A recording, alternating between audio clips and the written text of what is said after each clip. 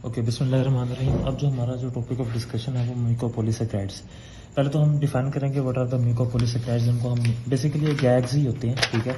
ये हमारे पास गैग्स ही हैं, लेकिन हमने इनको म्यूकोपॉलीसैकेराइड्स क्यों कहा? क्योंकि ये रिलेटेड टू म्यूकस हैं, रिलेटेड टू म्यूकस, ठीक है।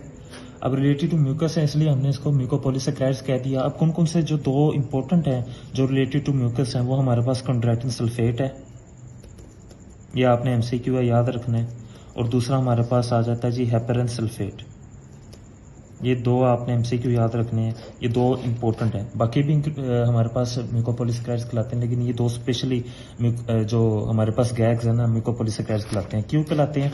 क्योंकि जो कंड्राइटिन सल्फेट है वो आपने क्या कहा था कि हमारे पास it is related to the हमारे पास cartilage, it is related to the aorta. तो उसकी जो हमारे पास म्यूकस होगी वो हमारे पास उससे रिलेटेड होगा। जो हेपेरिन सल्फेट है वो आपने कहा ही क्या था कि ये हमारे पास बेसमेंट मेम्ब्रेन में पाया जाता है, ठीक है, और सेल सर्फेसिस में पाया जाता है। तो ये भी इसलिए हमारे पास ये जो दो इंपॉर्टेंट है गैग्स, ये म्यूकोपॉलीसैकेराइड्स हैं, क्योंकि ये इनका मेजर ताल्लुक है हमारे पास म्यूकस से। ओके, तो ये हमारे पास अब इनकी ना डिग्रेडेशन होती है, ठीक है। जो हमारा टॉपिक है वो म्यूकोपॉलीसैकेराइड्स नहीं है, वो म्यूकोपॉलीसैकेराइडोसिस है, ठीक है। अब म्यूकोपॉलीसैकेराइड्स की डिग्रेडेशन होगी, डिफरेंट एंजाइम्स होंगे। अब उन एंजाइम्स की जब डेफिशिएंसी हो जाएगी तो उनकी ब्रेक डाउन नहीं होगी। जब ब्रेक डाउन नहीं हो जाएगी तो हमारे पास उनकी एक्यूमुलेशन हो जाएगी, just like the lysosomal storage diseases, ठीक है। तो अब आपने क्या कहना जी, ये हेरिडिटरी डिजीज है। सबसे पहले तो इसका जो ताल्लुक है वो हेरिडिटरी से मतलब क्रोमोसोम्स से है, ठीक है। caused by the deficiency of one or more forms of the lysosomal enzymes जो कि डिग्रेडेशन में चाहिए होते हैं। कौन कौन से जी? Heparin sulphate and dermatan sulphate, sorry dermatan sulphate कहना था। तो डर्मेटन सल्फेट आप अच्छी तरह से वाकिफ है, मैंने क्या कहा था, ये स्किन में पाया जाता है, तो ये भी म्यूकस से रिलेटेड है। ये दो इंपॉर्टेंट नेम्स हैं, ये आपने स्पेशली याद रखने हैं, ठीक है। अब इनकी क्या हो जाएगी, एक्यूमुलेशन हो जाएगी गैग्स की, क्योंकि वो ब्रेक डाउन ही नहीं हो रहे। मोस्टली हमारे पास ऑटोसोमल रिसेसिव डिसऑर्डर है, एक्सेप्ट हमारे पास that is a Hunter syndrome. जो हंटर सिंड्रोम है वो हमारे पास ऑटोसोमल नहीं है, वो हमारे पास एक्स लिंक्ड है, ठीक है। अब ये आपने आगे हम डिटेल में डिस्कस करेंगे इनको, ओके। अब इसका हमें पता कैसे चलता है कि जी वो यूरिन में आ जाते हैं ओलिगोसैकेराइड्स, तो हमें पता चल जाता है, हम डायग्नोज कर लेते हैं कि इस बंदे को म्यूकोपॉलीसैकेराइडोसिस है, ठीक है। ट्रीटमेंट क्या है कि यार आपके जो एंजाइम्स की डेफिशिएंसी है आप वो एंजाइम्स लगा दें। क्रोमोसोम्स में इशू है तो आप हमारे पास बोन मैरो की रिप्लेसमेंट कर दें, एंजाइम की रिप्लेसमेंट कर दें, ये ट्रीटमेंट्स में हमारे पास आ जाता है। अब बात है जी हमारे पास इसकी मेजर बेसिकली 7 कैटेगरीज हैं, ये ज़्यादा भी हो सकती हैं, लेकिन हमने जो बुक में मेंशन है वो मेजर 4 हैं, ठीक है। और उस 4 में से भी जो पहली 2 है ना, जो आपकी हर्लर सिंड्रोम और हंटर सिंड्रोम, ये 2 सबसे ज़्यादा इंपॉर्टेंट है, ये फ्रीक्वेंटली पूछी जाती हैं। जो हर्लर सिंड्रोम है, what is hurler syndrome?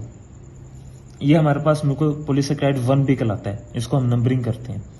Hunter 2 कहलाता है, ठीक है। देन सनफिलिपो है, वो हमारे पास 3 कहलाता है, और देन SLY है, वो हमारे पास 7 कहलाते हैं।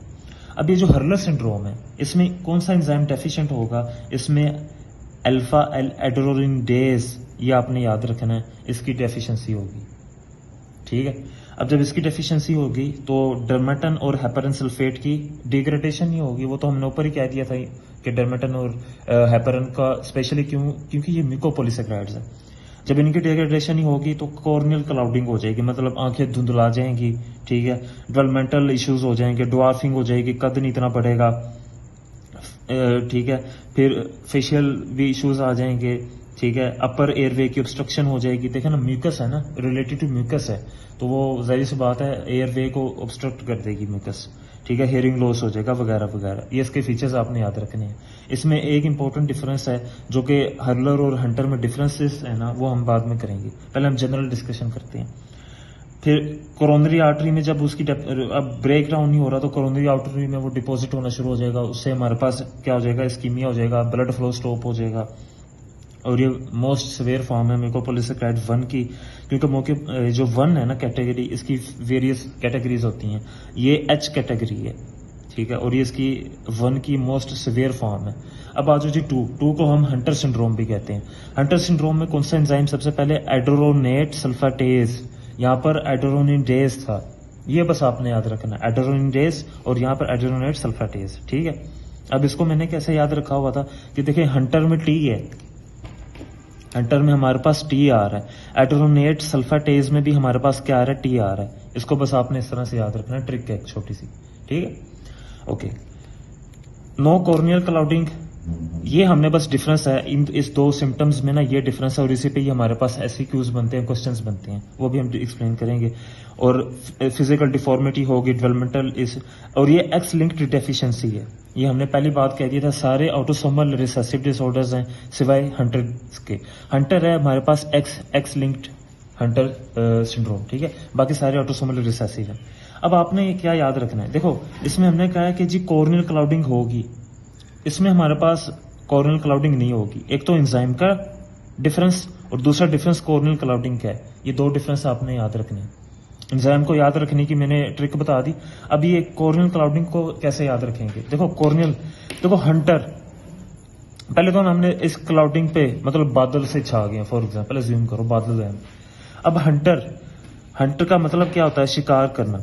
अगर ये मैंने एक इमेज बनाया हुआ कि जी अगर बादल छाए होंगे, अंधेरा होगा तो ये शिकार नहीं होगा।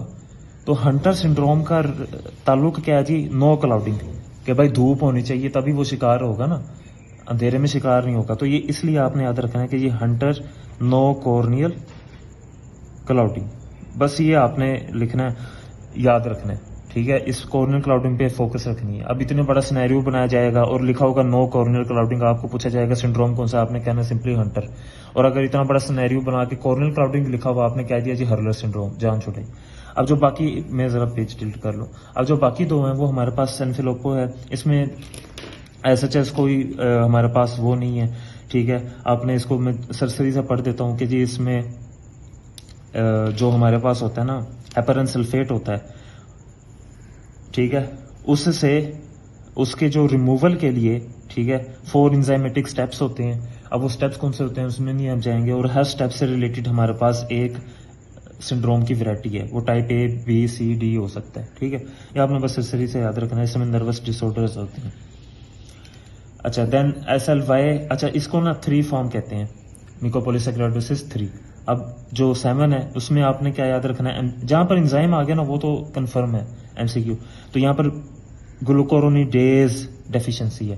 देखो जो मेजर था ना वो हमारे पास ये था, हर्लर और हंटर, उसके एंजाइम्स, उसका कॉर्नियल क्लाउडिंग का पॉइंट याद रखना है, बाकी आपने इतना फोकस ना भी याद हो तो खैर है। इसमें हेपेटो यानी जो है लिवर है और स्प्लीन है उसकी इनलार्जमेंट हो जाएगी, स्केलेटल डिफॉर्मिटी वगैरह वगैरह, ठीक है। इसमें भी कॉर्नियल क्लाउडिंग है। कॉर्नियल क्लाउडिंग सिर्फ किसमें नहीं है, हंटर सिंड्रोम में नहीं है, और यही MCQ बनता है, या एक 5 नंबर का SCQ सिर्फ नो कॉर्नियल क्लाउडिंग के बेस पे ही बना होगा, और डेवलपमेंटल डिसेबिलिटी आ जाएंगी। तो ये हमारे पास म्यूकोपॉलीसैकेराइडोसिस था। होप सो लेक्चर आपको समझ आया होगा। म्यूकोपॉलीसैकेराइड को म्यूकोपॉलीसैकेराइड क्यों कहते हैं, ठीक है, डिफरेंट टाइप्स क्या हैं, हर्लर और हंटर में डिफरेंस क्या है, ठीक है, ये हमने सारा कर लिया। अगर लेक्चर पसंद आया तो इसको शेयर ज़रूर कीजिएगा, सब्सक्राइब ज़रूर कीजिएगा। Thank you.